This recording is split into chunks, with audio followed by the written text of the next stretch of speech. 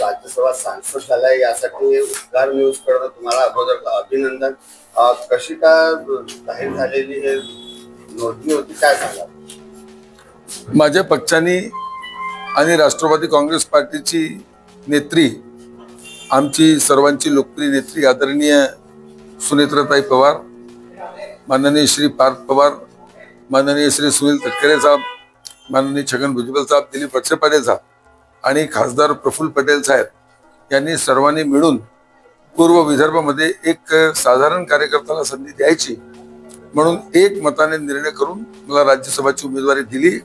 मी निर्विरोध निवडून आलो आणि पूर्व विदर्भासाठी फार गौरव आणि एक खुशीची गोष्ट आहे आणि पूर्व विदर्भासाठी चांगल्या पद्धतीने मी काम करणार आणि पक्षाची जी जबाबदारी मला देण्यात आली आहे मी चांगल्या पद्धतीने पक्षाचं काम करणार. 18 तारखेला आणखी निवडणूक येत आहे, अशातच तुमची ही भागीदारी आहे. अशा वेळेस कशा प्रकारे त्याचं नियोजन करण्यात आलं, काय सांगा? 18 तारखेला आमच्याकडे महायुतीचे अविनाश ब्राह्मणकर आमचे उमेदवार आहे आणि राष्ट्रवादी काँग्रेस पार्टी आणि महायुतीचे मतदानाची संख्या इतकी आहे की प्रचंड मताने अविनाश ब्राह्मणकर निवडून येणार आहे आणि त्यासाठी आम्ही सतत, आता जितके लोक इथे बसले होते सर्व मतदारी होते आणि सर्व आमचे जे राष्ट्रवादी काँग्रेस पार्टीचे मतदाता आहे, कुठेही एक मतही इकडे तिकडे जाणार नाही. सर्व महायुतीचे उमेदवार अविनाश ब्राह्मणकर सोबत राहणार आणि ते प्रचंड बहुमताने निवडून येणार. तुम्ही सांसद झालेले आहेत, तशातच नागपुरात पाहता की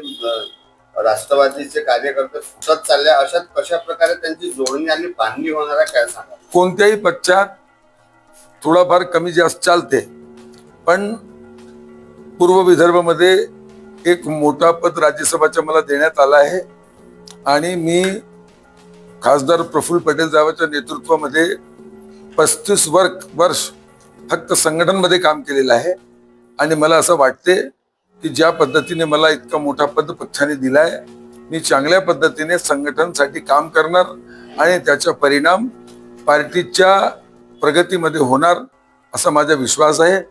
आणि नागपूरमध्ये जे थोडंफार काही आहे ते कोणत्याही परिस्थितीमध्ये 2-4 महिन्यात नागपूरमध्ये पक्षाची बांधणी, पक्षाची मोर्चे बांधणी आणि राष्ट्रवादी काँग्रेस पक्ष सुनेत्राताई पवारच्या नेतृत्वामध्ये नागपूरमध्ये वेगळ्या पद्धतीने काम करणार आणि मजबूतीने उभा राहणार. आज गोंदी आना हुआ है, किस बात की वजह से जैन साहब से मिलना हुआ है, क्या बताइए? मैं हाजी सुहेल पटेल अशरफी, ऑल इंडिया उलमा बोर्ड का ऑल इंडिया का मैं सेक्रेटरी और महाराष्ट्र का ऑल इंडिया का मैं प्रेसिडेंट बोल रहा हूँ.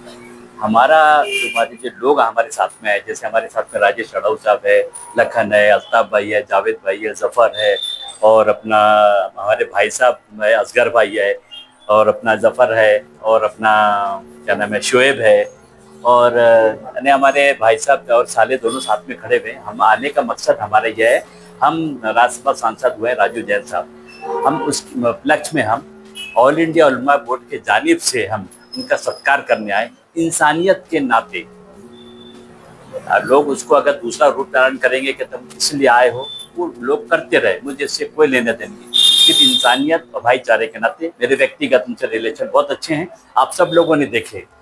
इसी के लिए हम उनका राज्यसभा सांसद होने के नाते हम उनका इस्तेकबाल करने आए थे, नागपुर से हम सत्कार करने आए थे. और उन्होंने फिर सबके सामने ये कहे कि मैं 22 तारीख को नागपुर आ रहा हूँ, तो आप लोग को बुला के आपसे बात करूँगा मैं, ये कहे और ये राज्यसभा सांसद हुए. बहुत अच्छी बात है और हमने उनका सत्कार किए और उन्होंने हमारे सत्कार को कबूल किए, इसका मैं इसका शुक्रिया अदा करूँगा. और हमारे साथ में जितने लोग अपना कीमती वक्त निकाल के आए हैं उनका भी तहे दिल से शुक्रिया अदा करूँगा मैं. और आने वाले इसमें ऑल इंडिया बोर्ड के जानिब से मैं राजू जैन साहब के भी, जो हमारे राष्ट्रीय अध्यक्ष है मौलाना नौशाद साहब है और ऑल इंडिया के सेक्रेटरी जो है अपना मौलाना साहब है अपने और बुनई साहब है और महाराष्ट्र के जो ऑल इंडिया के जो मुतवली विंग के जो प्रेसिडेंट है फैसल भाई का, इनके तरफ से मैं राजू जैन साहब को मैं मुबारकबाद देता हूँ और उम्मीद करता हूँ कि हम लोग सब साथ मिलकर आगे भी काम करेंगे और करते रहेंगे. ये मैं इस का मांग करता हूँ.